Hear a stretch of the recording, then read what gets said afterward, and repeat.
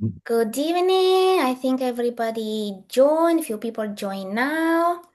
Um, okay, good evening, everyone. Welcome to the third online panel of Building an Inclusive Future through Collective Action, which is an initiative launched by the North Star Special Needs Society in partnership with York University to advance accessibility, challenge stigma, support inclusion for people with disability in the Asian Canadian community. My name is Dr. Elena Caprioni, and I'm the program director of the Asian Business and Management program at York University. Uh, Nice to see you again. For people that are joining us again, I can recognize a few names. For people who don't know me, I'm Italian Canadian. I have red curly hair. I'm wearing a burgundy top, and my pronouns are she, her. It's a pleasure to be with all of you this evening. Before we begin, please note that captions, transcripts, and translation, you can translate in every language you want, are available for this session through the option on your screen. Just click on the three dots and then you can choose the option that you prefer. So before we begin, we invite you to take a moment to read the land acknowledgement that we shared on the screen.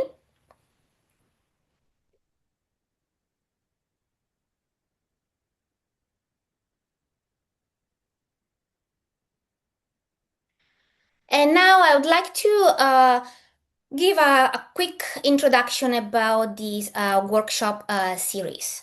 This workshop series has been designed for everyone: parents, caregivers, educators, healthcare professionals, employers, community members who really want to better understand disability, inclusion, accessibility in today's society. But the goal here is to build awareness and empathy and knowledge across the community with four different sessions focused on four different topics. We moved from K-12 education on the first day, where we really analyze how to navigate the school system, to employment pathways yesterday. Today we'll talk about transition to adulthood, and then the last day will be a session only focused for caregivers and parents to discuss more about mental health and burnout. All of these conversations that we're having during this series are especially important within Asian Canadian communities where disability and mental health can still be can still carry stigma or remain difficult topics to discuss openly. So our goal is really to create a safe and welcoming space to learn, ask questions, share experiences. Uh, but I also want to mention a few important things. I mentioned several times two terms: disabilities and Asian Canadian. So, for the purpose of this series, the term disabilities includes neurodiversity, learning disabilities, and physical or developmental conditions. And when I say Asian Canadian community, for Asia, we include East, West, South, Southeast, North and Central Asia. So we adopt the definition of the Canadian Census for Asia. Now, tonight's session, transition to adulthood, and planning ahead, explore really the transition into adulthood for young people with disability and their family. So we want to discuss changes after age 18, what include, what will happen after, all the services, funding, financial support, and planning for independence. The sessions tonight will be led by two speakers, by Laura Beesley. Is that right? It's Lori. Lori, okay. Lori Beesley, Community Relations Coordinator at Partners for Planning, a long-time disability advocate and parent. And the second speaker is Gemma Rahman, Financial Resource and System Navigation Specialist at Partners for Planning, who supports families in accessing financial and government resources. So as usually as every other series, we're going to spend the first 90 minutes on learning from Lori and from Gemma. During the conversation, feel free to share questions. Just write your questions on the chat. If you don't feel comfortable that everybody can see your question, also you can direct your questions to me directly or to Mia Joe, our program assistant. Also, remember that this session is recorded, so if you don't want to show your name, please go onto your name, click on the right and change it up. And then last reminder, before we start, please be sure you have a pen and a piece of paper because tonight is going to be quite active and engaging. So we want to know more about you. Before we start everything, and I pass everything to Lori, I want to do a quick poll, as usual, to know a little bit more about who you are and what you know about these topics. So Mia is going to launch the poll in a second, and then 3 different questions will pop up on the screen. Okay, so let's start with the first question. I'm going to read it, but please feel free to scroll down and reply. What best describes your role or perspective in attending this panel? Person with a disability, family member, educators, employer, health or social service provider, community leader, policy maker, general interest. Then the second question is, how familiar are you with what changed when a youth with a disability turns 18? And then you can grade it from 1 to 5. 1 is not at all, and then 5 is very much. Then the third question is, how familiar are you with government services and funding available for adults with disabilities?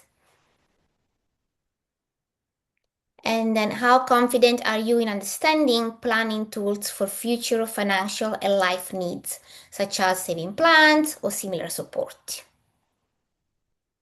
Oh, tonight we have 5 questions, sorry. And the last question is, how familiar are you with the idea of future planning and setting goals for the social and financial well-being of the family members you support? So it seems that majority of people are number 3, which is moderate. So now, Lori and Gemma, your job is to be sure that by the end of the session, we arrive at 5. And I will leave the poll open. Maybe, Mia, we can keep it on the side in case more people want to reply, and maybe write a message on the chat so everyone is available. And with that, please join me in welcoming Lori and Gemma, and let's begin. Okay, so hi everybody. I'm Lori Beesley, and I'm going to share my screen, and we can get started. Just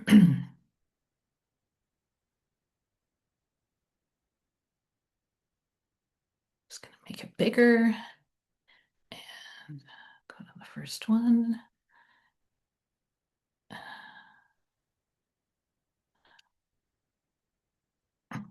There we go. Everybody see that okay? Yes, Yeah. we're all good. Okay, perfect. Thank you. Oh. So there's the agenda for this evening, and I think we've already... Did you want to talk about this?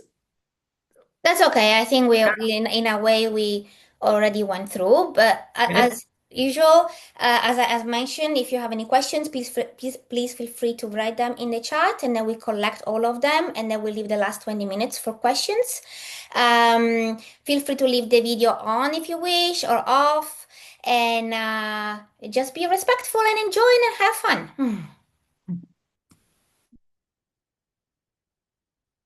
Okay. So at Partners for Planning, we envision a Canada where people with disabilities and their families thrive in an inclusive community supported by thoughtful planning to lead to meaningful lives.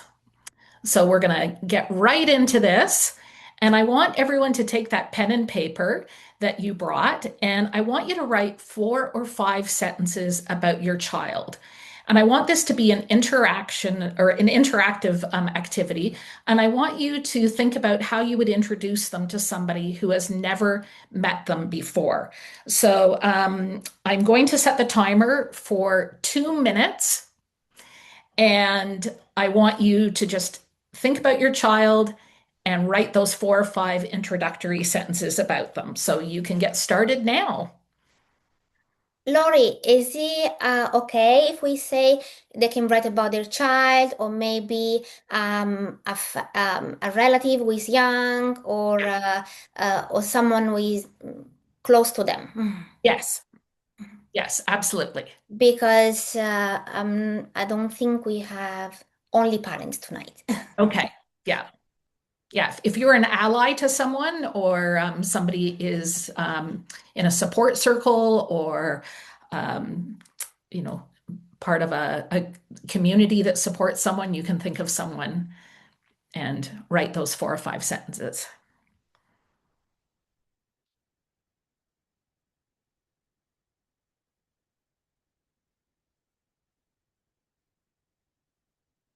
Okay, so we're about a minute in, so we'll go for 1 more minute.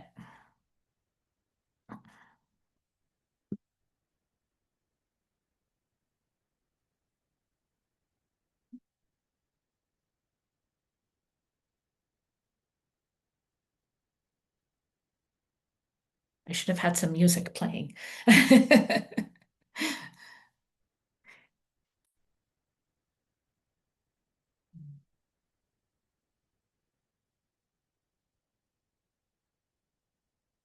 Okay, half a minute to go. Again, this is how you would introduce them to someone who's never met them before.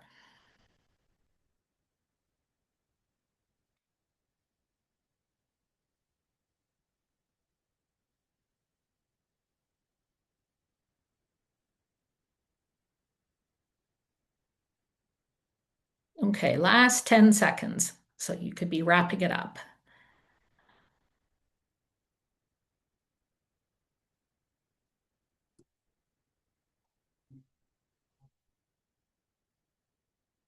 Okay, so I want you to just take that piece of paper and put it aside for now and just have it handy. Okay? So in high school, now let's talk about when your child's in high school or the person you support. I'm going to say your child, but taking into account that not everybody who's here is a parent. Um, so when they're in school, they're safe. You know where they are. They're being supported by staff and parents, or sorry, staff and teachers. They have the routine, and typically everybody's comfortable, pretty comfortable with things.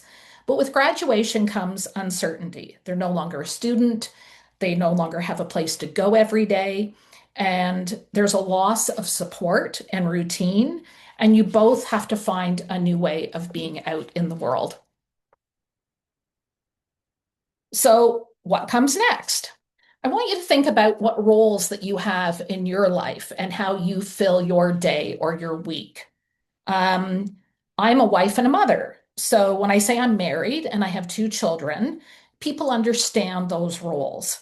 I'm an employee. So that's a valued social role in our society. I am a longtime volunteer, which is another valued role. I'm also a sister, a daughter-in-law, an aunt. And again, those are all roles that we know in society and that we value because I'm part of a family. So, how do your roles impact you? And who would you be without that role? So, just consider that for a moment. Who are the people in the community that you know and that know you because of the roles that you have? Coworkers or people in your family, people in your community. And then think about the roles that your family member holds. Um, what roles do they have? So, what is social role valorization? The basic premise of SRV, or social role valorization, is that people are much more likely to experience the good things in life if they hold valued social roles than if they do not. This is a theory written by Wolfensberger in 1983, and it's a theory that is widely known in the developmental sector. It's a framework for helping us understand who we are in relation to other people in our society. Now, how does this relate to our situation, our lives?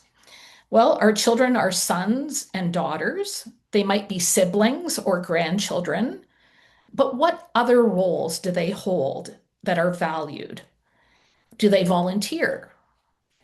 Are they athletes? Are they gamers? Are they musicians? Do people recognize the roles that our sons and daughters have, and do they value them? The roles they have should evolve and grow as they grow and mature over time. With no roles of value, people's worth is not seen in our society often. A big role that ends when high school finishes is that of being a student. So, what's possible? What roles could they have? And how can you help make that happen? I want you to take a look at your family member and think about the clues that they give to you. Even if they're nonverbal, they still communicate. Think about what they like and they don't like. Are they involved in activities outside of school now? Talk to others in the community who interact with them. They might have a different perspective or point of view. I know our son doesn't act the same way at home as he does when he goes to the gym. What do they do now that they could grow into down the road? And what do they want out of life? Give us a place in society, valued roles, and it impacts everything that we do. The bigger the role, the better chance of the person securing the benefit of the doubt. Activities are one off events that might be fun, but they don't contribute to purpose in life, to community. And often they're just about filling time, filling days. Finding activities to do all week is exhausting. A busy life doesn't mean a good life. So we have to dig deeper. We have to listen to our family member and listen to what they want. We heard about a young man who told his family that he wanted to be a fireman. But when they asked him, what does that mean? They heard how he wanted to help others, be with others, and wear a uniform. He now has a small business, picking up passengers and packages and making deliveries. He has support, and it works. His family and those around him listened deeply. When our son says to us, I want to live on a farm, what does that really mean to him? We know it's because he loves to drive his small tractor that he named Trixie, Trixie the tractor. He loves being around horses and other animals. He likes being around people, but he also likes his alone time. And he wants to have a job and be helpful. He wants to contribute to society and community. By listening to him, we worked with someone to find a farm that he could visit. Then he worked at a couple of farms to find out what it is that he liked and what he didn't like about being on a farm. He now has a small egg business and he goes to two farms every other Saturday. He collects eggs and then he delivers them to his customers in our neighborhood. We have a supporter, or sorry, he has a supporter with him, and his sister does the admin work, making the invoices, taking the orders, that kind of thing. It works, and we listen deeply. So now what I'd like to do is show you a short video about Chef Anthony. He aspired to find his valued role in community, and he started off with volunteering in high school, and it led him to find his passion.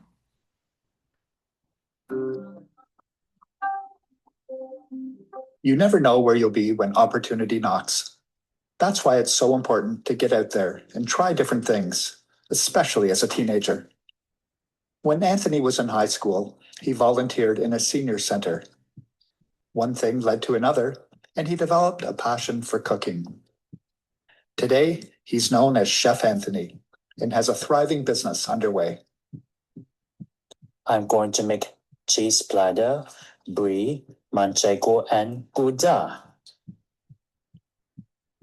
My company is called Inimitable Kitchen. Inimitable because there is no limit in terms of valued roles that people with developmental disability can do. I become a chef because I like to make people happy eating my food. Now I dedicate my time to show people there. with If I developmental was a single woman disability and I was what there, I they can mean, do Dr. Chu's a before. married guy. He was probably also taken aback. The high school is like a cliff. The level of support suddenly drops compared to school age. So we try to keep his options open as much as possible. Therefore, we work really hard to make sure that he is supported to the best of his abilities so that he can get a high school diploma. I like to cook Spanish chicken stew because it is delicious and simple to make, and it tastes great. I like that Spanish chicken stew that he makes. Yeah, it's simple and delicious. So it started with the volunteer work during the co-op placement for high school credits. And he served simple foods and drinks for seniors and the families and the staff. So that leads him to open a summer company. He has a waffle stand in farmers market. And at the end of the summer, he received a Best Entrepreneur Award. And after running his own business during that summer, he's interested to get a formal study for cooking. So that's why he joined George Brown Chef School. What we're trying to do right now is to practice living independently. So we'll have like weekend time with him, just with his friends, with support and doing, daily living, like planning meals, grocery shopping, also trying to set up schedules so that he can know the time to work, the time to take a break, and enjoy time. Every child is different. Every child has his or her own abilities and limitations. But as parents, we see our job to provide as much options for Anthony as possible for him to explore and find his passion. I like photography. I take photos wherever I go. We don't know when something beautiful appears. For example, a sunset or beautiful sky or cute animal. So he does a lot of volunteer works when he was still in school age. And that opens up a lot of possibilities, like what I said, giving options to the child to see where the passion is. And also teach him through those volunteer works, he learn about, being on time, following instructions, understanding what commitment is to employment, etc. I miss traveling. I love to visit new places and explore their food and culture. Traveling enriches me as a chef. My vision for Anthony's future is we hope that he will be able to live independently, earn his own living, and surrounded by a community that value his contributions and living a good life, aspiring other families with young children. I would say don't give up, it's a marathon run. And it's very important to to persevere and to be determined. There will be a lot of people that will say negative things, but as parents, we have to be able to see the potential in our children and also to use that potential and develop it into a career.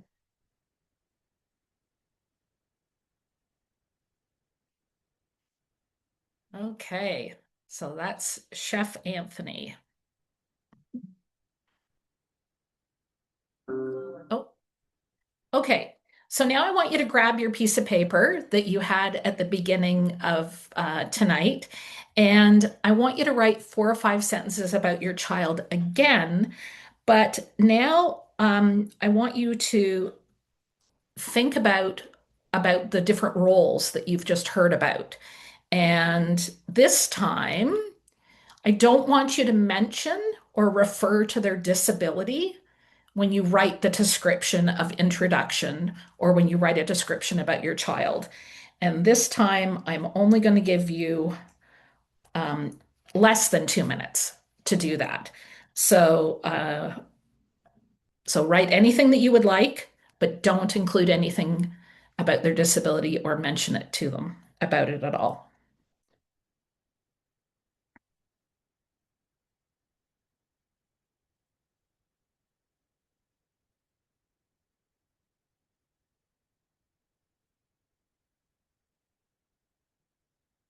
Again, I apologize for not having some nice background music on during this segment.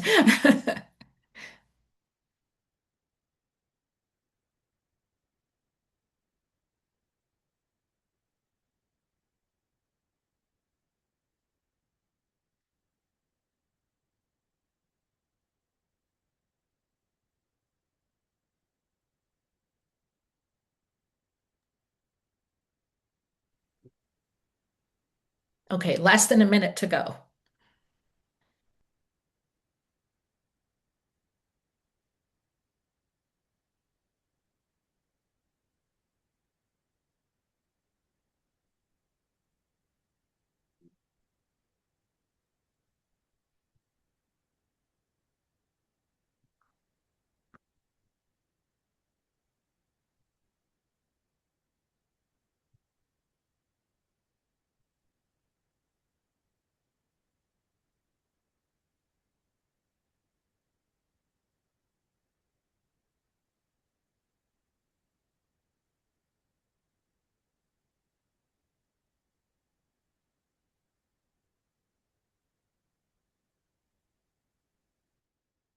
Okay.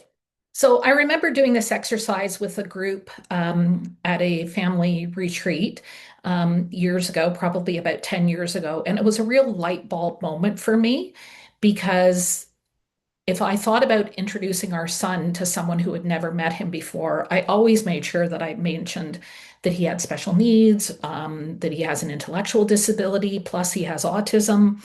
Um, and then after this, I thought he's so much more than that. And by doing this, I realized that he had worth and values and value and roles outside of that. So later tonight, I just want you to take a look at both of those paragraphs that you wrote and see the difference, what really jumps out at you, and compare the roles that you've captured. A little moment of self learning. So on the screen, you'll see four possible paths for life after high school.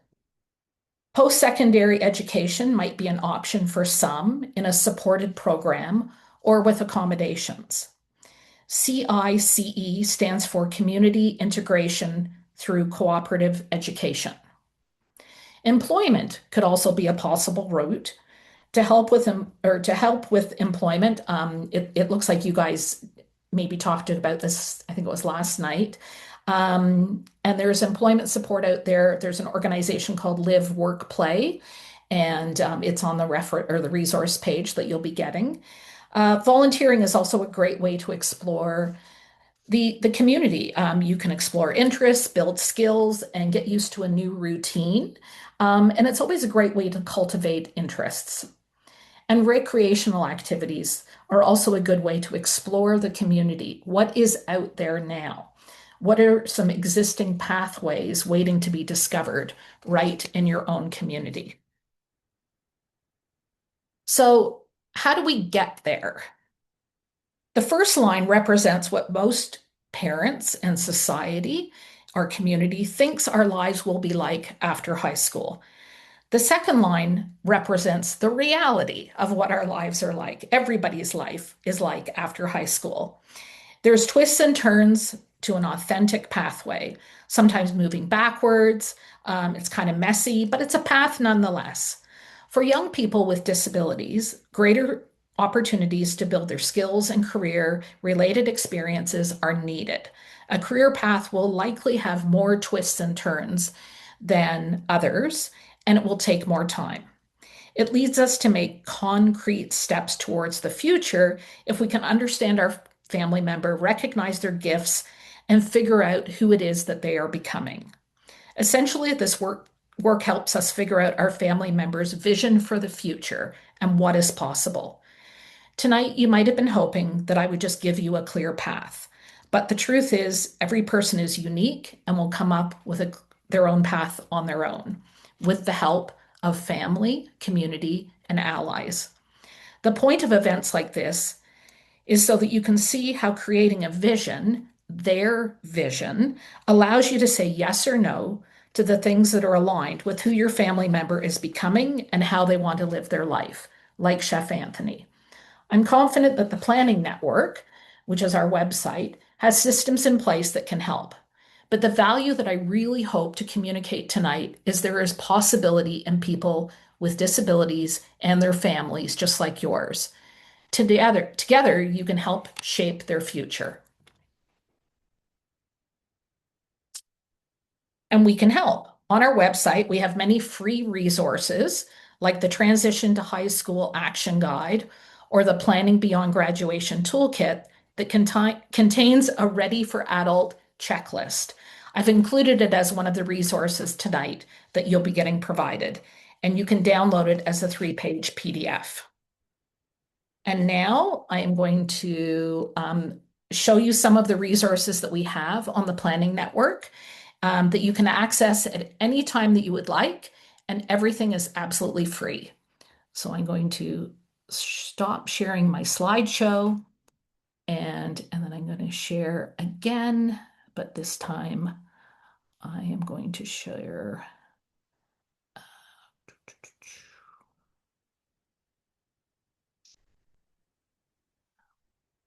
Just give me a moment, please.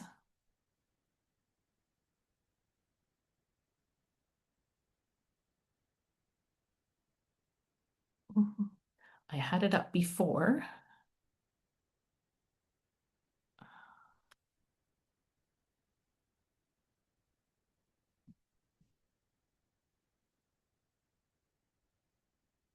Sorry about this. Oh, there we go.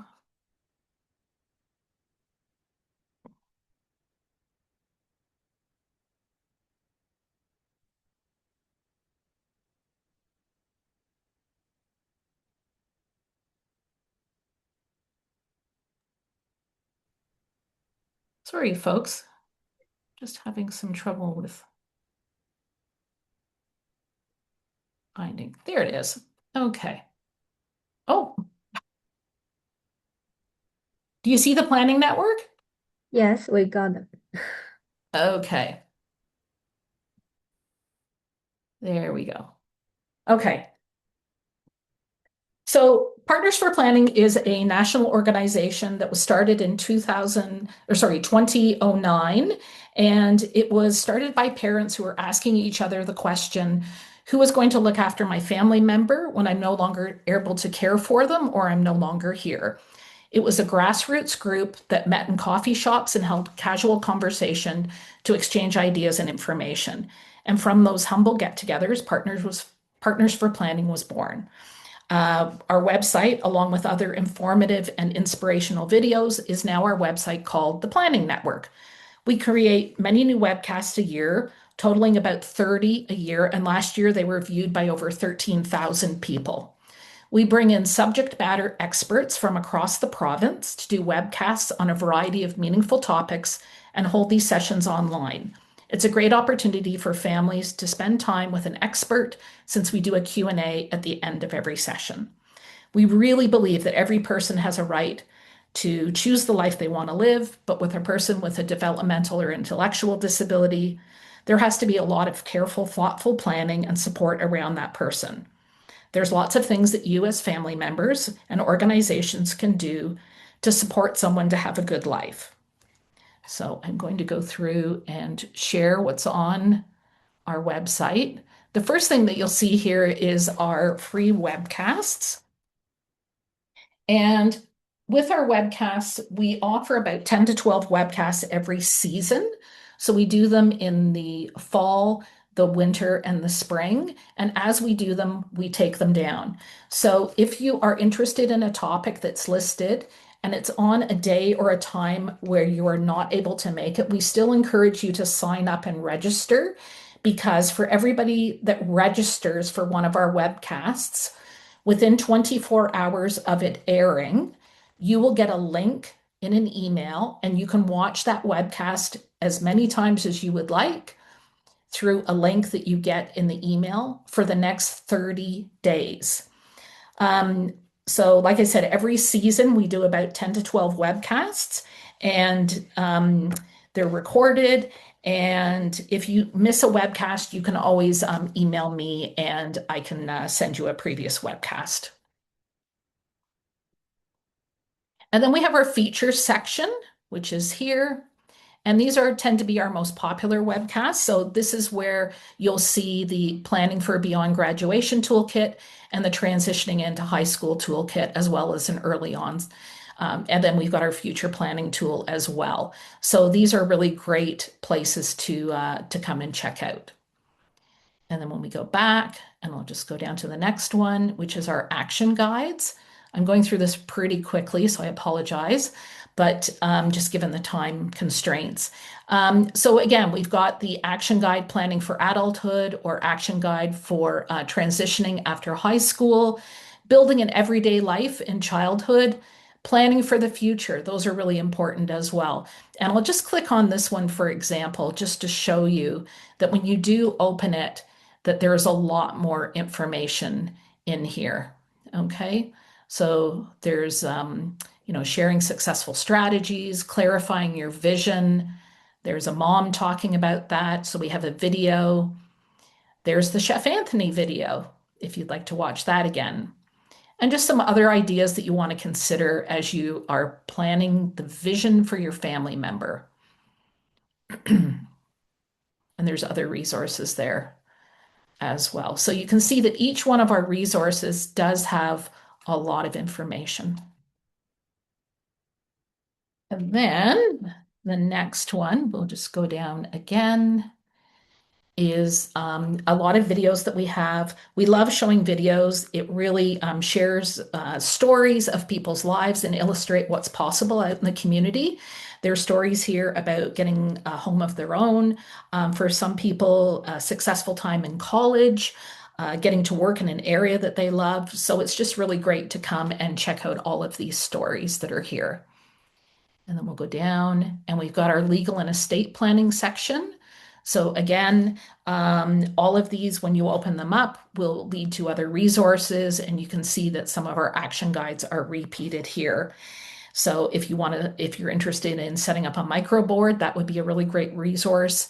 And if you're thinking about doing any legal planning, this is a really great resource here. It was put together by Poor in Law and Community Living Ontario, and you can download it in either English or French. It's a 112-page document that's 7 different chapters, and it provides really important information about will and estate planning, consent, capacity, powers of attorney, disability support programs, which is the ODSP, just things like that. So a really good resource. And if you're thinking about doing your will, I always tell people, come and check this out, because it will save you time and money. It's going to get you thinking about things that you need to consider about doing your estate or will planning before you land in a lawyer's office, because they're going to start charging you the minute that you sit down with them. So it's a time and money saver if you want to download that. And then personal stories, again, really great place to come and look for some inspiration about what different families have been able to achieve out in the community. Alexa, for instance, got 2 college degrees and really found his passion with gaming and designing games. Here's a story about some siblings that is really great. There's a whole bunch of stories here that can serve as inspiration for living situations and just people out in the community doing things that we hope that your son or daughter will be able to achieve. And I'm going to go down again. And a place to call home. So we do have examples of creative things that families have done through um, videos. And we do have one thing here that I'm going to point out, which is crafting your individualized housing plan. So again, if you're thinking about housing and your child is out of high school, I don't recommend doing this until your child's been out of high school, probably for a couple of years. We do have a virtual 10-week housing workshop. It's the only thing that we charge money for. It is a $1,600 cost. And if you have passport funding, it is an allowable passport funding. Or so you do get reimbursed through passport. And it really helps you create a vision for where your son or daughter might be able to live in the future. And it talks about different types of housing and opportunities like well, just things to consider, like the funding that they're going to need, the type of support that they're going to need. It's really detailed. Only 10 families at a time are able to take the program. And if you're interested, there is a form here that you can fill out where it says form in green. And then next time they are planning a session and they'll hold an orientation session, then you'll get invited to that if you filled out that form. So some of the 10 weeks you're with everybody, all 10 families and all the facilitators, and sometimes you are just working with your facilitator that you get assigned to help you work through your vision. And then we're going to go down again. So what's underneath the housing is both our federal and our provincial support. So I'm not going to go into great detail about these because Gemma's going to do her presentation and talk about them. But a lot of these are typically funding-based information. It does a deeper dive into certain things, programs. It provides lots of links, and also what the DSO is, Developmental Services Ontario. So I'm going to let Gemma explain all of those. And then we've got our financial planning. And again, you can open that up and see the resources there that we have. And again, Gem is going to touch on all of those. And then we'll go down again. Our downloads is typically the bigger, larger documents that you can download. And then we've got our quick start applications. So all of these, again, most of them are funding based, but we do have how to start your application details in all of those. And we'll go down one more time and just show you that we do have some of our resources are in French, and then we do have some of them in other languages. We have Farsi, simplified Chinese, and Tamil that are there. And then the last thing I'm going to show you on the Planning Network is where you can sign up if you would like. Like I said, all of these resources on our website are 100% free because it's a website. You can access it whenever you would like. And if you want, you can sign up here. It will just ask you for your name and your email address, and I believe what city you're in. And then you'll get an email when there's new webcasts being posted or when we've made any updates to any of the resources that we have. And then at the top, too, if you click on menu, you'll read about a page about us. And we also have a professional directory. So this is lawyers and financial planners and accountants who have experience working with families where there's a disability. So if you ask them about, say, an RDSP, something like that, which Jem will explain, they're going to know what that's about. So there's quite a lot there. And if you click on the green, then it'll take you to their website and it tells you what the city is that they are in. And there's also an email and a phone number there. So we get lots of people asking about these resources. And then we also have our family network directory, so you can click on that. And these are family networks in Ontario. Again, you can zoom out to show that there are quite a lot of them listed there.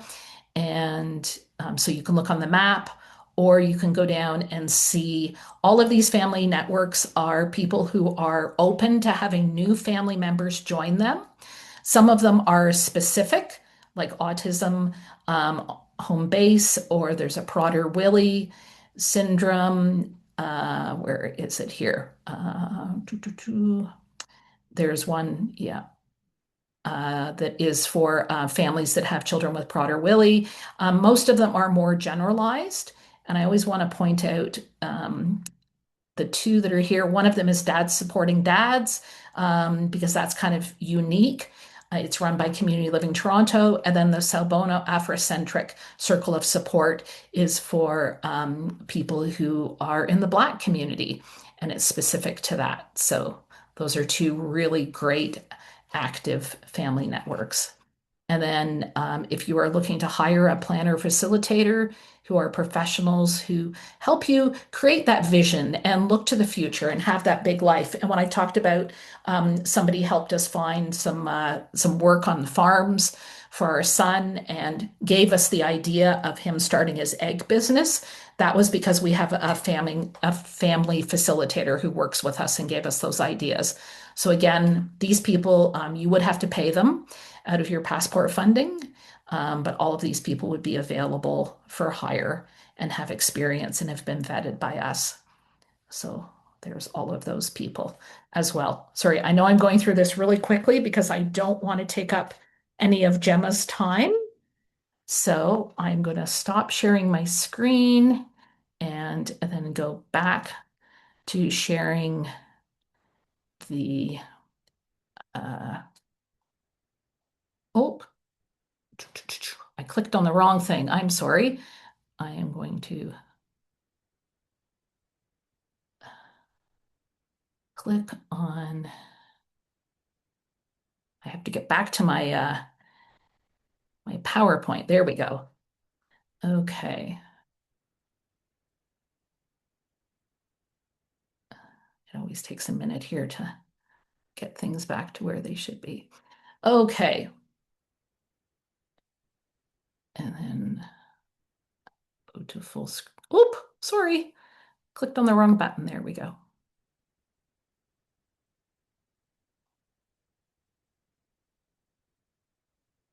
It's going to take a second to come up, I think.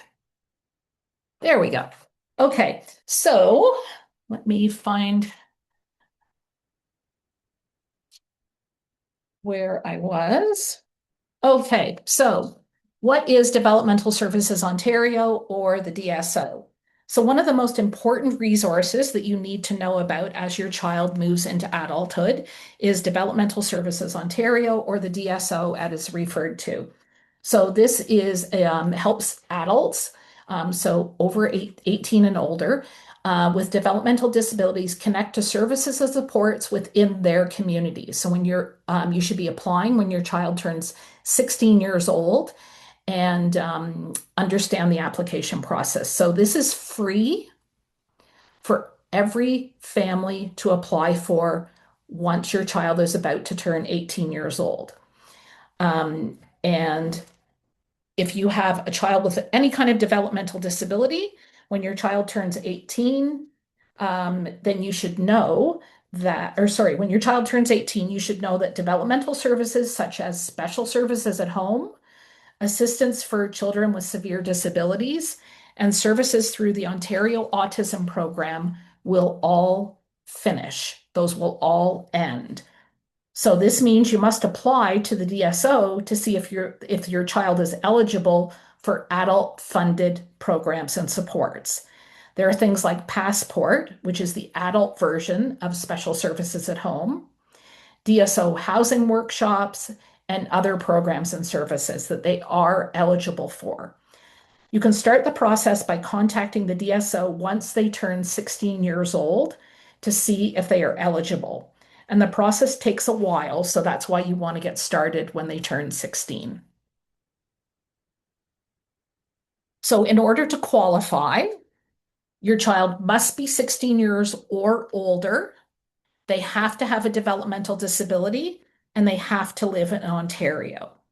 And details about each of those things and what they mean and how you prove it are all on the DSO website. And it's really clear. They've got a full explanation and they have really cute little videos that show you as well.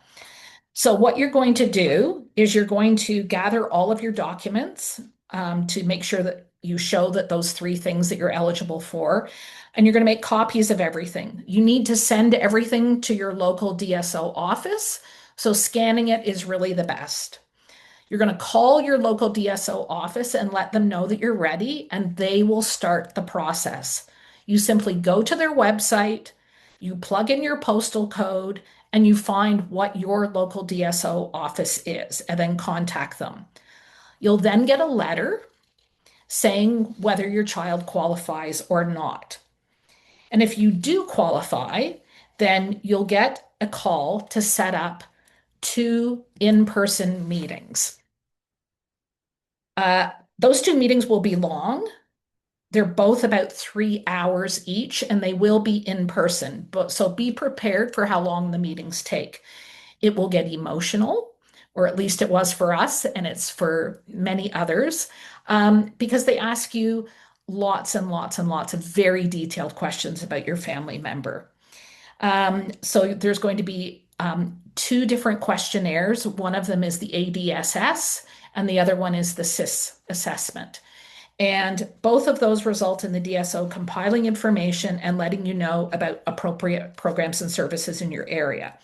So from when you first apply until you finish this whole program or process, it's going to take months. So just be prepared for that, but make sure you advocate. It's always handy to have one notebook that you start and just keep it where you keep track of things like dates, letters received, who you talk to, phone numbers. It can be really helpful. Just know that it is your right and you are entitled to apply for programs and services through the DSO if your child is eligible. And now I'm going to pass things over to my colleague Gemma, who's going to be sharing information about financial information and funding and support. So I will go to your first screen. Thank you, Lori. Hi, my name is Gemma Rahiman. I am Partners for Planning's Financial Service and System Navigation Specialist. It's a mouthful, it's a busy title, but essentially I help with things that have to do with the financial side of things. So educating and providing resources on the DTC, the RDSP, the Canada Disability Benefit, which are all going to be things we talk about today. And as well as Lori had showed you the professional services directory, I also help go through the professionals who are on that and then guide people to the right resources. So we're going to start off with what I consider to be the golden key when it comes to disability benefits, which is the disability tax credit. So I consider it a foundation, like I said, a golden key, because it's the first thing you need in order to continue on for the RDSP and the Canada Disability Benefit, which are both other things we'll talk about. So the Canada Disability Benefit for 2026 is a government provided benefit that will give you up to $10,341 in what's called a non-refundable tax credit. Now, that means that if your child or an individual that you're supporting or a transitioning young adult doesn't earn enough income to pay taxes, that credit doesn't just disappear. And you, as a supporting individual, can transfer that credit if you're a family member or a supporting parent to your own tax return, and it significantly lowers the income tax that your household has to pay. But more than just a direct tax relief, the credit is a mandatory gateway. You need it to be approved in order to access the RDSP and the Canada Disability Benefit, so it truly sets the stage. Next slide, Lori. Thank you. So understanding DTC eligibility, so who qualifies for this credit, the Canada Revenue Agency or the CRA looks at specific benchmarks. There's 3 specific ones. The first must be a severe impairment in either physical or mental function. Second is that that impairment must be prolonged, meaning it is lasted or expected to last for more than 12 months consecutively. And third is that the individual must be markedly restricted at least 90% of the time. Essentially, this means that even with reminders, therapy, or support, everyday tasks take a significantly longer time compared to others. One second, technical difficulties. Just the applying for the DTC page, please. Thank you. So applying for the DTC, when someone is ready to apply, you'll be using an official document. It's called a T2201 form, and it's divided into two halves. The first half is Part A. It's filled out by you or a family representative, and Part B would be completed by a doctor or medical practitioner. If you look online, you'll find tons of private companies offering help to apply for the DTC and other benefits. I just want to give kind of a gentle note that a lot of these will seem as though they're free, but once the DTC application begins or you get retroactive payments, which are payments that you're entitled to from before the application was approved, they may take a large percentage of hard-earned money that you retroactively get approved. So please be careful of that. On our website, we do have a page that lists a bunch of resources that you can use that you can apply for the DTC through for free, and they don't charge anything. They're government-funded organizations, so they're there to help you. And we also work closely with an organization called Inclusion Canada, and they have a benefits-free program where they also help one-on-one guide you through the DTC application and also are a resource for you. Next slide, please. Thank you. So then we'll get into activities of daily living and your medical practitioner's role. So this slide is going to highlight the heart of the application. When you take the T2201 form into your doctor, there's one thing that you want to remember, and it's that CRA does not grant the DTC based on just a medical diagnosis alone. Simply writing down something like autism or developmental disability is not enough to get approved. You'd want your medical practitioner to kind of tell a story of what we call the activities of daily living for your family member or who you're supporting. The area that matters most might be mental functions, for example. The CRA needs to know how the disability impacts adaptive skills like social interaction, short-term memory, goal setting, managing personal safety, personal hygiene, and it also looks at physical restrictions like speaking, walking, dressing, feeding. The doctor's role isn't just to list a medical condition for you, but it's to show exactly what an average day looks like for the individual with a disability. Next. Thank you. So what if your DTC expires? One thing that catches people off guard is that there is a concept of expiry when it comes to this type of thing because you expect my loved one or the person I'm supporting has a developmental disability that is permanent. So the CRA will often grant approval for the DTC on a fixed period. So sometimes it's 5 or it's 10 years, and they do this simply to keep up-to-date files. If you let the expiry date slip away without renewing it, it would cause a domino effect in things like your RDSP contributions, which again, we'll talk about later. They would immediately freeze. The government would pause the matching funds. And to prevent this stress as well, it would also affect, your Canada Disability benefit. So to prevent this, I'd recommend keeping a habit of checking the CRA My Service account and looking closely at tax papers. They would also note when your expiry is coming, and just connect with your doctor ahead of time to submit a new T2201 form so that your benefits can continue flowing without any gaps. Next, thank you. Then there's also what if the DTC is denied? Now, this is something that I feel can feel very personal. So it's what happens when you get quote unquote turned down or not approved. Receiving a denial letter from the government can feel like it's heartbreaking or it can make you feel rejected, but it's not the end of the world. People get DTC denials quite often, but it's just because of how the form may have been filled out. It's not because your loved one does not actually indeed have a disability. That's never the case. I want you to picture For example, someone who's working in a CRA cubicle reviewing your file, they're sitting in an office looking at something on a screen, and they've never met your child or your loved one or the person who you're supporting. They don't understand what you go through, the sleepless nights. They don't know the prompts that you need to do for simple things that we'd consider simple, like brushing your teeth or picking up a fork. They don't know the reality. All they know is what has been typed into or written onto your T2201 form. And that's why it's important to tell a story. And if you get a denial, there's simple things that you can do. It's as easy as just sending informal review requests, which allow you to send extra notes, specialist letters. You can fill out personal notes to tell a full picture.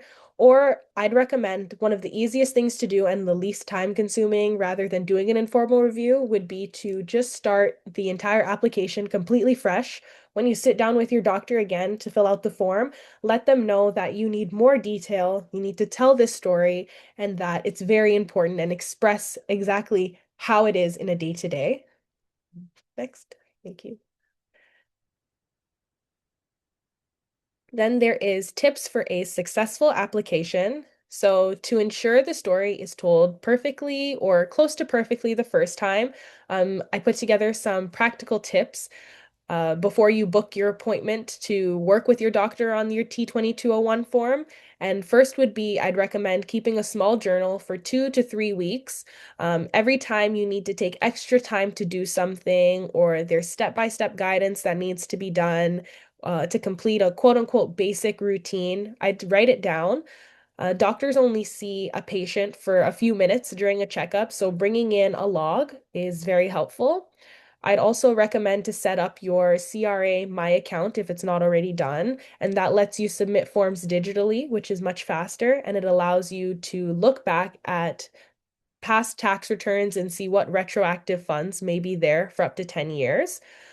And then as a closing, I'd also note that our tax credit for this tax credit section, we at Partners for Planning do have a webcast entirely dedicated on understanding the DTC. I don't think we have one coming up soon, but if you do want a link to that, you can feel free to send an email after and we can open up the link for 30 days. So you're able to watch that whenever you have time. And it definitely goes more in depth than I'm able to do right now on the DTC. So it's better for you to understand. I'd highly recommend it. There's also tons of DTC resources on the Planning Network website, so you can take a look at that. Next.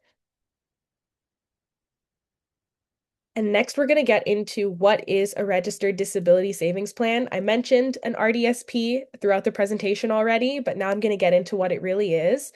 So the RDSP is probably one of the best asset building tools available for a person or a loved one with a disability. So it's often built up off of the worry that what will happen to my child or my loved one when I'm no longer able to be here and take care of them. The RDSP was built by the Canadian government specifically to answer that question. It's a specialized savings account. It allows families to invest personal contributions, which compound alongside of generous government grants and bonds to build permanent and lifelong financial support for your child or your loved one. So opening an RDSP, opening a plan is very straightforward. Once you have the key foundational pieces set, the beneficiary must be a Canadian resident, hold a valid SIN, so social insurance number, must be under the age of 59, as well as mentioned, must have an approved and active DTC on file. Now, there's also two roles that are very important when it comes to an RDSP. The first would be the beneficiary, which is going to be the individual who has the disability and who will ultimately receive the money. And then there is the plan holder, who is the manager of the account, who would open the account and chooses how to invest it. If your child is a young adult or is an adult child or loved one, I should say, is an adult who can sign a contract, then they can be their own account holder. But if capacity is in question or is concerned, then someone as a parent or a legal representative can step in as a qualifying family member, and they can manage the account securely on the behalf of the beneficiary to keep it ongoing and protected. Next. You. Now there is RDSP grants. So the RDSP has matching grants, and it is through the Canada Disability Savings Grant. The government will match the personal savings that you put into the account based on your family income. So I'm gonna get a little numbery here, so bear with me. So for 2026, if your family net income is less than or equal to 1,100, oh sorry, $117,045, the matching is really good. For the first 500 that you contribute in a year, the government puts in a 3-to-1 match, so that would give you 1,500. And for the next $1,000 that you contribute, they would give you a 2-to-1 match, so adding another $2,000. So if you think about that, when a family saves just, for example, 1,500 of their own money, the government adds about $2,000. Sorry, 1,500. The government would add about 3,500, and that instantly turns $1,500 into $5,000 in a single year. And even if your income is higher than $117,045, the government will still support with a healthy 1-to-1 matching. So if you put in $1,000, you'll receive a match of $1,000 again. Then there's RDSP bonds. So if you're working hard to establish your footing, for example, and you don't have the money to put in grants, the government has also built a safety net in terms of the Canada Disability Savings Bond. So if the beneficiary's family income is less than or equal to 38,237, the government will automatically deposit $1,000 every single year into the RDSP. You don't have to contribute a single dollar of your own money to receive this. For families making anywhere between $38,237 and $58,523, they will deposit a scaled partial bond based on that specific income. So over a lifetime, the government can pour up to around $20,000 in free bonds into your child or your loved one's account. All you have to do is open the account at a bank and make sure you file your taxes every year so they can verify the income. So this is a great starting point, regardless of a family's financial starting point. And if you want more details on this, the Planning Network also does very deep dives in terms of webcasts on the RDSP. I host the intro to the RDSP webcast, which goes more into the numbers. And we have one available soon in the month of June. So you can check out our website and you can register for that if you'd like. Then we have retroactive grants and bonds. So if an individual has been eligible for the DTC for several years, but for example, you're just learning about it today, you don't need to feel like you've missed out. There's retroactive payments for up to 10 previous years. So the government will look back at the income levels and allow you to claim those past grants and bonds. Once they keep the system orderly and they cap it at around a maximum of $10,500 in grants per year. So paying out the highest value matching rates first. This means that opening account for a transitioning adult can result in rapid and substantial savings right out of the gate. And then there is the 10-year rule and withdrawals. Because the government provides so much capital, they want to make sure that the money acts as a true long-term saving kind of nest. Therefore, there's an enforced strict 10-year holdback rule. So any grant or bond deposited must stay in the account for at least 10 years to remain fully secure. If you make a voluntary withdrawal before the 10-year, then you have to face it's a pretty hefty proportional penalty depending on how much you take out, where you'd have to pay back $3 to the government for every dollar that you remove out of the RDSP. When it comes to accessing the money properly, it's flexible in some ways. There's regular structured lifetime payments that would start at the age of 60, but you can take out unscheduled lump sum payments for major life needs along the way, or you can access specialized penalty-free rules if a medical crisis was ever to arise. That would have to be certified by a medical practitioner as well, though. And then there is, oop, oop, did we skip one? Lori, did it loss of the DTC or oh, okay. Sorry. My apologies, my notes were wrong. And then there is the Canada Disability Savings Benefit. So we'll spend a couple minutes on the Canada Disability Savings Benefit. And that is going to start with, sorry, my notes are just mixed up right here. Okay, here we go. The benefit is a income tested supplement, and it provides up to $200 every single month to transitioning adults, for example. Receiving this is a financial boost. You simply have to just have two habits in order to get it. You must hold an active and approved DTC like the RDSP, and they must file their Canadian income tax every single year. Just like the RDSP, the federal government legislated the Canada Disability Benefit in order to stack cleanly on top of provincial framework. So that means that this money that you get from the Canada Disability Benefit will not claw back any ODSP payments, and it acts as a true cushion in order to give your child or your loved one or a transitioning adult extra independence as they step into the world. So thank you. I know it was kind of heavy and there was a lot to talk about in terms of the financials. Sometimes it gets very confusing and there's a lot of numbers and it can feel very overwhelming.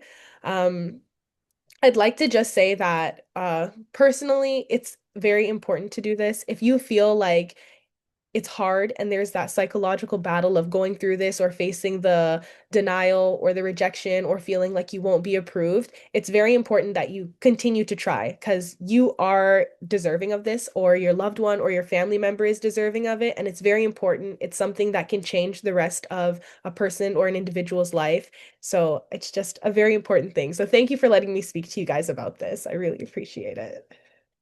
Yes.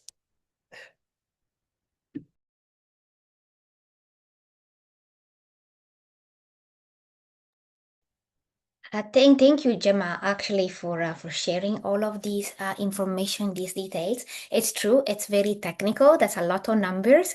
I was getting very confused with 1% here, 1% over there. But that's why I think it's important that you joined us today to clarify everyone's mixed numbers in their mind. And also for the audience, like Gemma is going to stay here with us for the questions. So if something was not clear during the presentation, we can go back to the slides and maybe re-explain things in more details. That's okay too. And I want to point out, as Gemma did as well, that we do have resources and webcasts about all of these topics at the Planning Network. So you can go to our financial section and you can click on it and you can just concentrate on one thing at a time. You don't have to do everything all at once. But like Gemma said, the disability tax credit is where you should get started. Isn't that right, Gemma? Yes, like I call it, the golden key. It's the gateway. It's the most important thing to set up because that definitely leads into every other path that you want to take in terms of RDSP or DTC. It's the most important and vital piece, starting point, for lack of better words. Okay, so the Lori and Gemma, we collected a few questions, but a few people also just joined right now. So maybe like the questions can develop a more interesting conversation as well for them, because I'm afraid that they lost part of the presentation before. But I'd like to should we give a break? Or should we go directly to the questions? Okay, Let's have a quick break because we went through a lot of material and also give people the time to think a little bit about what was just explained and come back with more questions. We received a few questions, so we'll start directly from these. But for the audience, in case you come up with different ideas, different questions, feel free to leave them in the chat. It's A17. Let's come back here at 8:23. Is that okay? Okay. Thank you very much. And so I'll see you at 8:23.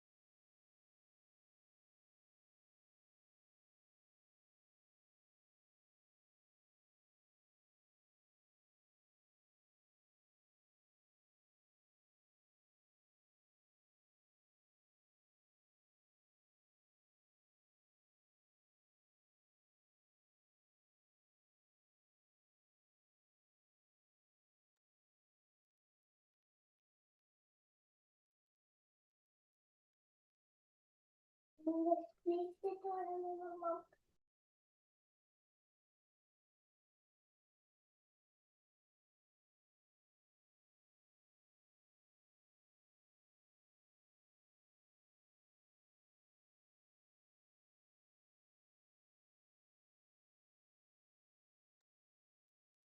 right, welcome back. I hope it was a productive break.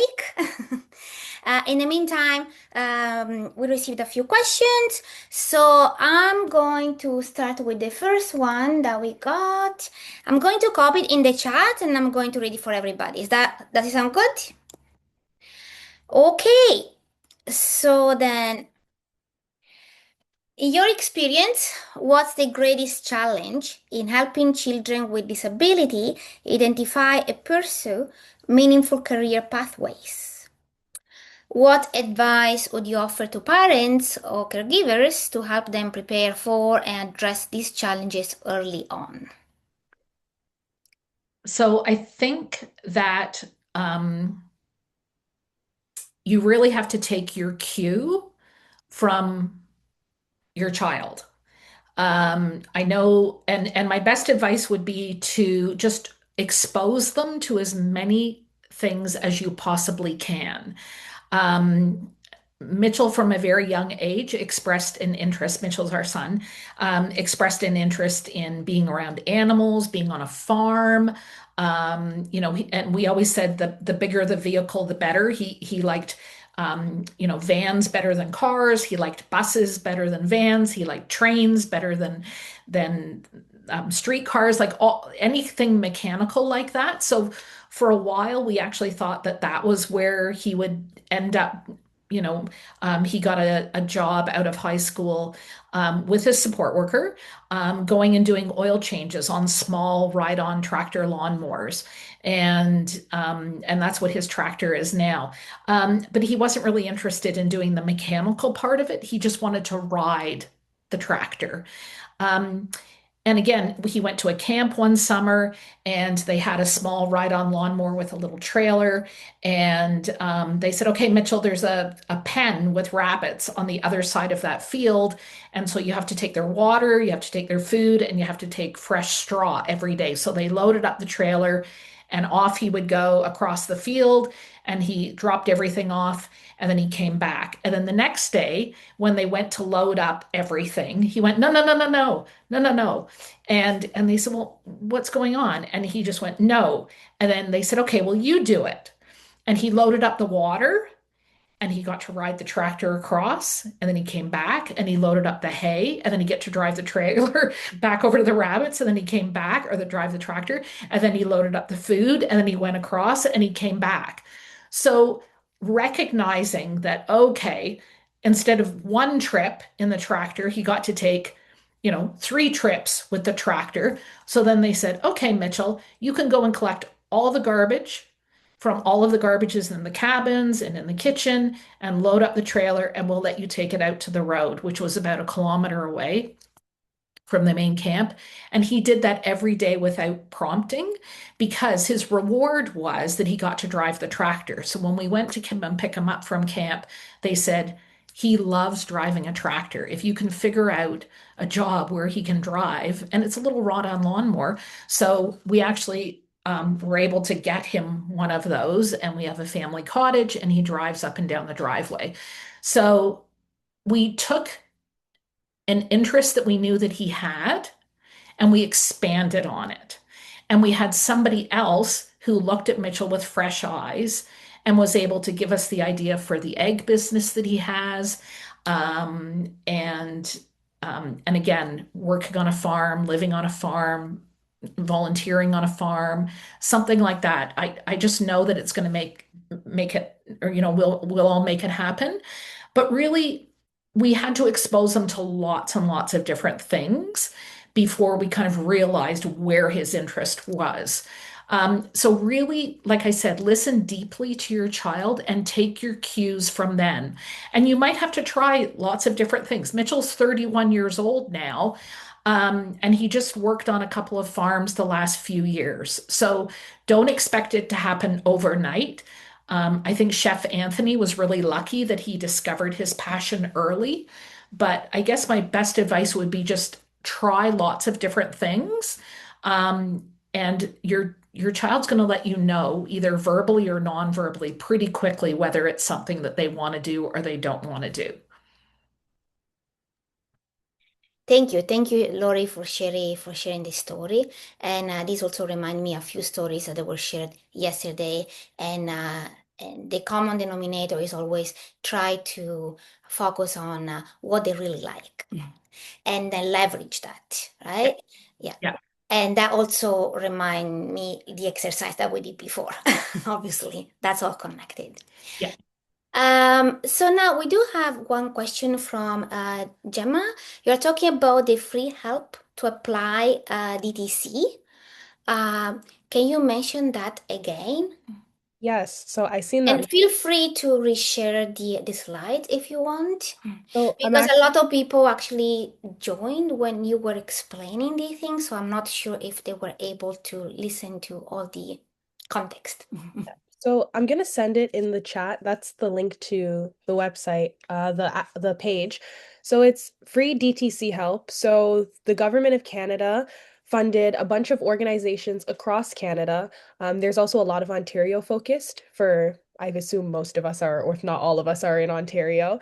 And this basically is a bunch of organizations that are there to help you or an individual or a family member or a supporting member along the process of applying for the DTC. So they'll help you with filling out the T2201 form. They'll help you with knowing exactly what you'll need in order to apply. So knowing all the logs, the stories, how I mentioned having journals, kind of writing down and taking notes when things that you think would be beneficial for the DTC occur. So that's all there. There's also a lot of programs that are specific to certain communities. For example, when you look on the page, there's organizations that are specific to African Canadians. There's pages that are specific to First Nations. There's pages that are specific to the Asian community. So there's kind of someone who's there to help you along with everything. And then I also mentioned, which is also on the page, Inclusion Canada has a barrier-free benefits program, and they will help one-on-one, very specifically follow you along your journey through applying for the DTC, helping refer you to correct financial advisors, wills and estate planners. So a lot of these organizations will go beyond just free DTC help, but that's where it all starts. So, yes.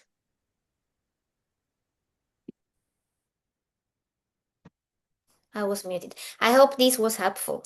Thank you. And I think Jennifer said yes, so we take it. All right. So now there is another question that it's actually very common. This a similar question always come back for every workshops where we talk a lot about where we talk about parents and how they can feel stressed or overwhelmed when trying to navigate all of the different services. And also they don't know which one might be better for their child. Are there any personalized support, career counseling services, or professionals who can help families navigate these options and develop an individualized pathway for their child?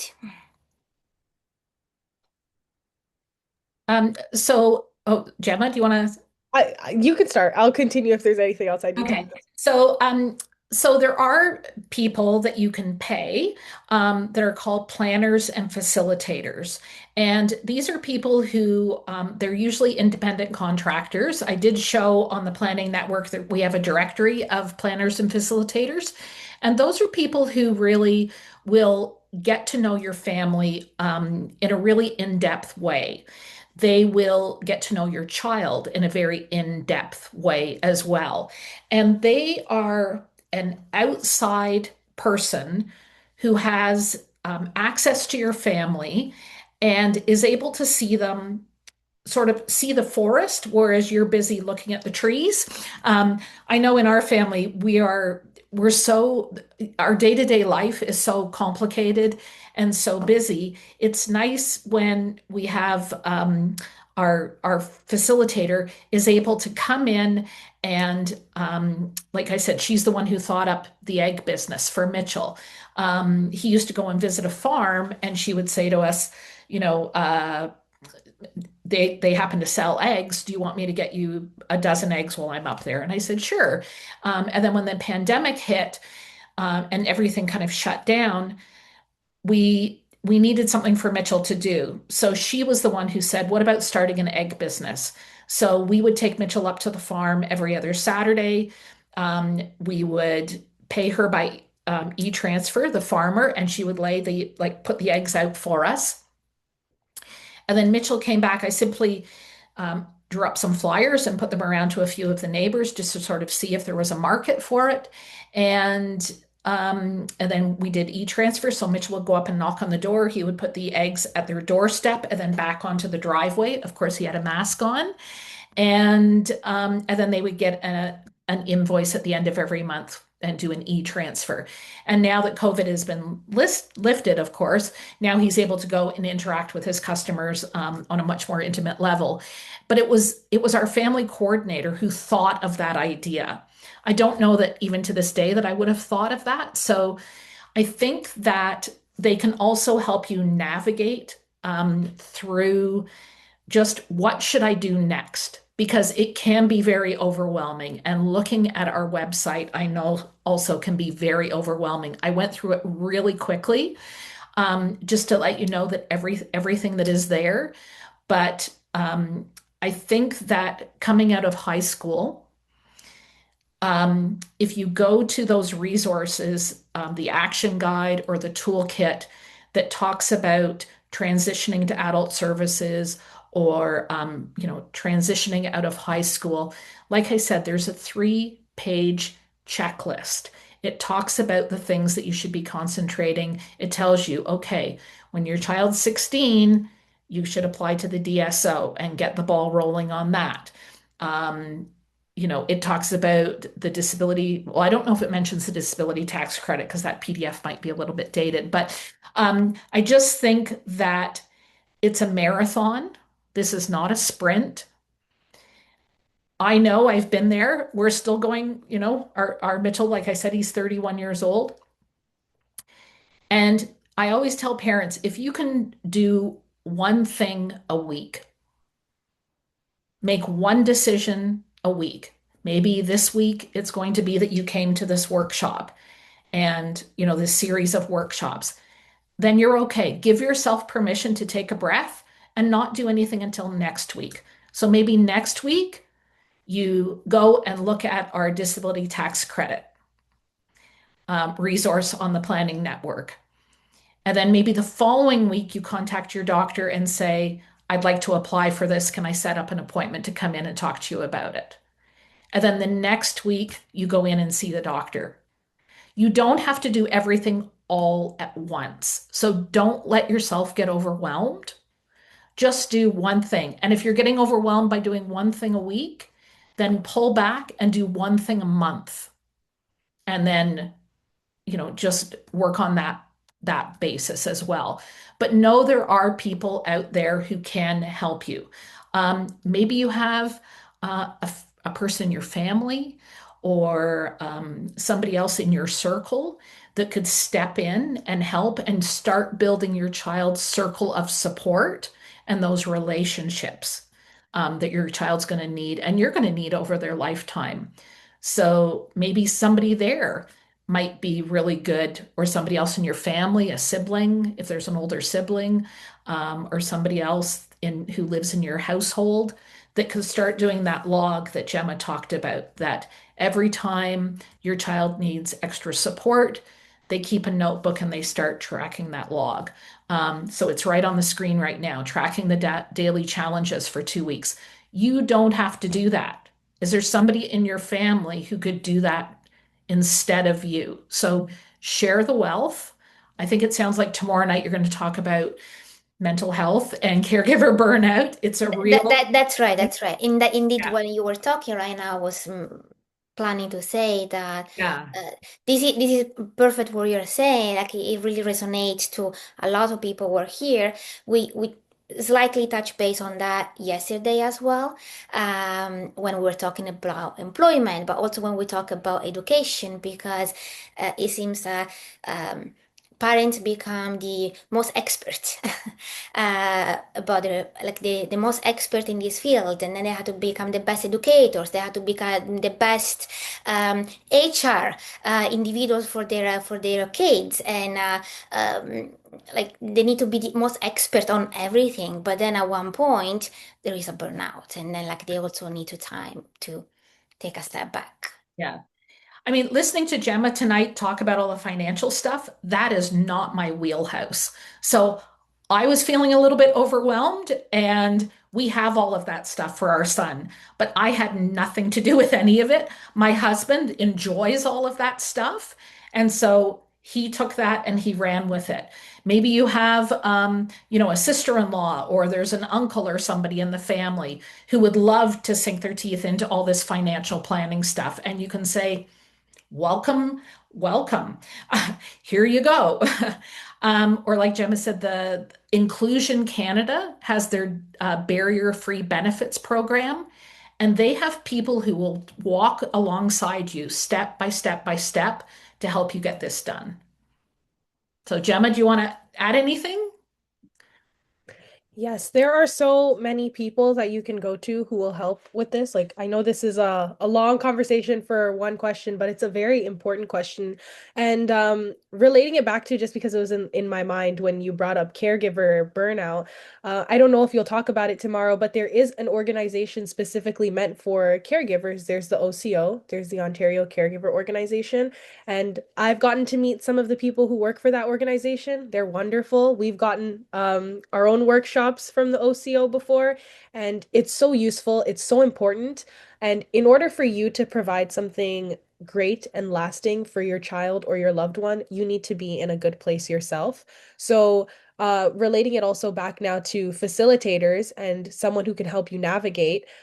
There's so many facilitators on the planning network who can help you do that on our website. And then there's also, you have to remember, it's also trial and error sometimes. Someone might not be the perfect fit for you. So there's also a huge organization of specifically facilitators, which is also linked on the planning network, that you can look for someone who can help you, who fits and matches for you. Because like Lori said, all the financials, everything can be very overwhelming. It could be hard to know what's right for you. It can be hard to know if you're making the right decision or if the advisor you're working with is doing what's in your best interest. And it's sad to say that there are a lot of people out there sometimes who you go to and you feel like would be helping you who don't have your best interest at heart, but rather have their own pockets or their company or who they're working for at heart. So you definitely have to take time, give yourself grace, give life grace, take a breath, like Lori said. And yes, if you have questions, you can always email us too. Our emails are on the planning network as well. We have an info at email also. And then I will add and also come back tomorrow for our online session so we can talk more about that and then share different kind of strategy. That's the most important thing. Like no one is alone on this, and then hearing other stories and hearing other perspective makes such a big difference. Hmm.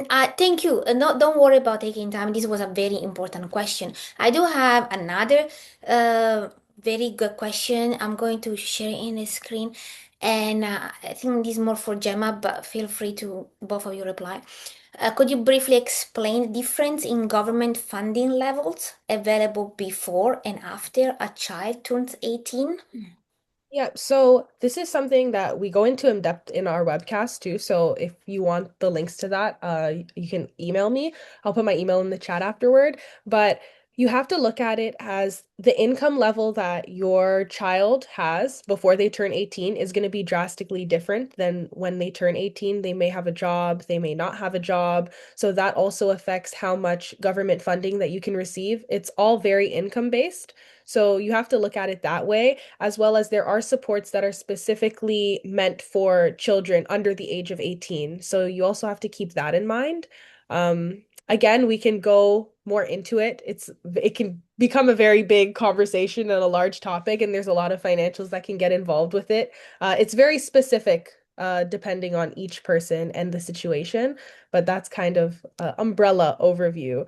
Again, I'll put my email if you'd like to send me a question or anything like that to get more personal about it. I don't know if Lori has anything she'd like to I add. was just going to say one of the main programs that a lot of people access when their child is under 18 is SSAH or Special Services at Home. But know that that ends when your child turns 18 years old. So the program that is the equivalent of it for adult services is called Passport. I know it's a silly name personally because I think, and a lot of people do, because it's different than your travel passport. So why the government has two programs called Passport is beyond us. I think it's just a way of confusing people. Anyways, so your child, you can apply for passport funding and it will replace the Special Services at Home program. There is a wait list for passport. And people who do qualify and receive passport, typically the amount that they receive for 1 year is only $5,500 to start. So that's not a whole lot of money in order to start to build your child's life, is spreading that $5,500 over a whole year. So you can look up passport eligibility and put in the passport application before your child turns 18, I believe. But yeah, you want to get going on that as well if your child is already over 18. But just be aware that Special Services at Home does end, and then you have to do the brand new application and apply for passport funding. Thank you, thank you. That's very good. We have okay. So thank you, Gemma, for sharing these. So I do have one more question. Um, yeah, I think this is for Gemma as well. To maximize access to available funding, are there any additional consideration or common pitfalls families should be aware of when applying for the DTC, beyond the tips you shared before? Um, Beyond the tips I've shared already, there's not much that come up. Those would be very different outliers, for lack of better words, but it is especially denial for the DTC comes when that T2201 form isn't filled out correctly or isn't filled out with enough detail. That's one of the most important things. And then also making sure that everything has been up to date. You're keeping everything up to date. You're checking your My Service, the CRA account. Taxes are being filed. Income is also being up to date as well. So those are the only really pitfalls. The only other thing I would say is if you're on your end of the part A of the T2201 form, something is not put in properly, you don't write something right, but that's usually very standard at home admin things. So it's nothing that you'd really have to worry about. It's just mainly that second half, which is filled out by your medical practitioner. That's where the biggest impact comes from and where the biggest downfall can come from. But again, you just need to redo it and apply again if something does happen. So, yes. And Gemma, is this a case where more is more? The more details that you can provide to your doctor, and like keeping that log about how your child is impacted by their disability, that day-to-day impact. And I think if you give, correct me if I'm wrong, but I would think if you give the doctor as many details as you can, then it's going to make their lives easier for filling out the form because the form is quite extensive, is it not? Absolutely. It definitely is. More is more. There is no overdoing it. There's no adding too much information. The more information you add, the better it will end up being in the long run. So, yes.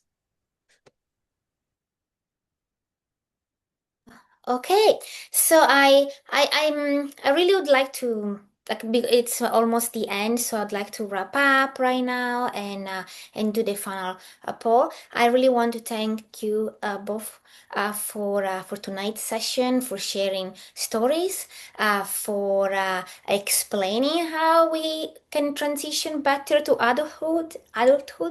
And also, Gemma, I really appreciate how you clarify all the system and all the different options for financial support. It was a little bit overwhelming for me that I don't like number, but in a way, like you made it like easier. So I think that was very, very helpful. And thanks for also sharing your email in case some people have specific questions, because as you said, every single case is different. It has to be treated in a different ways. So today is the end of the third day, which is the end of the learning journey, where we start to talk about how we can support children from K-12 education to employment opportunities to transition to adulthood. So now that we kind of explain and share stories about all of these paths, then tomorrow it will be a session totally dedicated to parents and caregivers to talk about burnout, which seems to be extremely an important topic, because every single night this came back in different ways. And then everyone kept saying you can be the best of yourself only when you are in a good position. Every single speakers mentioned that sentence. It's not a cliche. It's the reality. And then so it will be very interesting tomorrow to hear different kind of strategies, but we also hear different stories from other people that maybe can become we can find different kind of similarities, or maybe dissimilarities. So having said that, I would like to move to the final poll.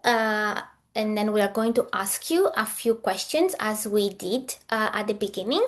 Let's see if we're able to move the 3 into a 4 or a 5. So as I said before, feel free to scroll here, but I'm going to read all the questions, and you can rate from 1 to 5. 1 is not at all, and 5 is very much. So how much did this session improve your understanding of what changes when a youth with a disability turns 18? Then the second question is, how much did this session improve your understanding of services and funding available for adults with disabilities?